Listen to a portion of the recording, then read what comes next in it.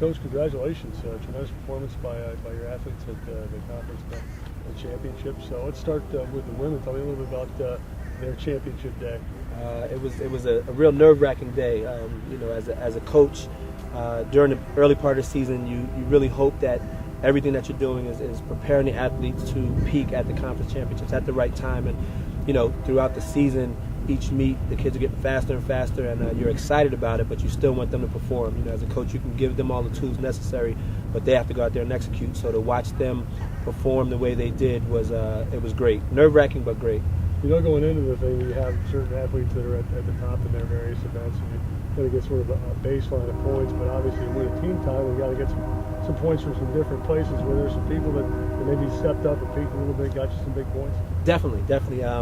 In the women's shot put, Millicent Barber, she was 6th place. She got us a point. Last year we didn't get any points in the women's shot put. Last year we didn't have anybody in the women's high jump. Chandra Cook and Sierra Clayton stepped up and got us some points there. And so, those are the little things that happen, but, really our middle distance program and mid-sprint program in the 400, 800 mile was huge. We got a lot of points there, and we're able to separate ourselves from some of the other teams. And you had co-MVP performances as well. Yes, Taylor Ashley Bean and Samantha Edwards were co-MVPs with 26 points each, which is great. Without those two ladies and a few others, this wouldn't have been possible. When you look at what we were able to do as a whole, 800, 400, 1,500, 3,000, that was really, really huge to be able to carry the team to the championship.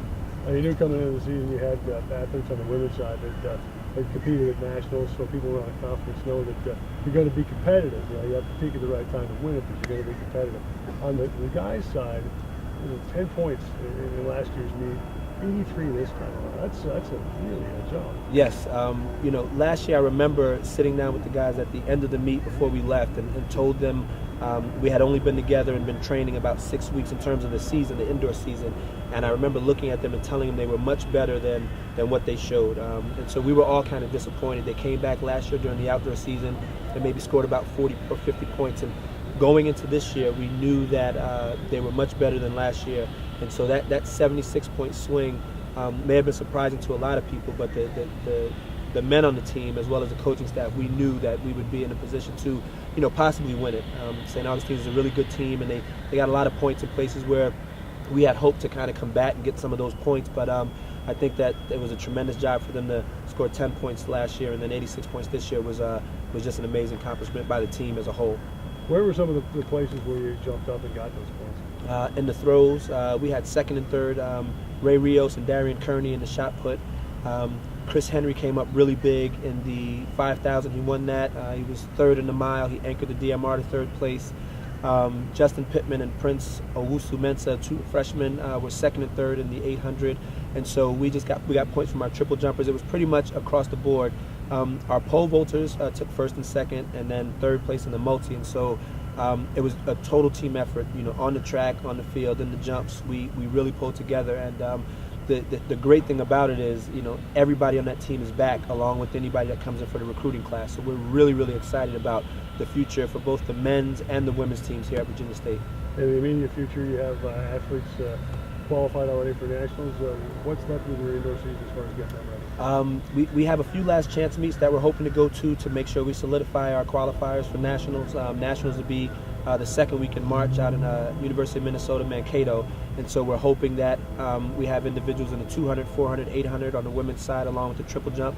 And on the men's side, hopefully in the 4x4 and maybe another relay or a couple of individual athletes. So, last year we didn't take any men, and we took 5 females. And so we're hoping this year to, surpass that number and get some more athletes on a national level to bring some more recognition to the university.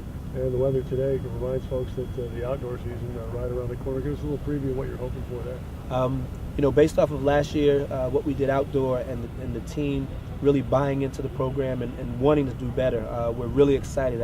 We try not to take our eyes off the rest of the indoor season, but for those individuals that have competed in the conference championship and now preparing, I know they're really excited based off of what we've just done. I mean, obviously the women won and the men were second, and so we would always anticipate that from here on out that we need to be a top 3 team in this conference year in and year out in every season, cross country, indoor and outdoor. And so when you have those expectations and the student athletes buy into it, it's really a satisfying feeling as a coach when they know what they want to accomplish. So the outdoor season, we host the Spring Sports Championships here, and we're really looking forward to hopefully bringing home 2 titles for both the men and the women's team. Coach, congratulations. The championship outstanding, and that's fun. Thank you very much.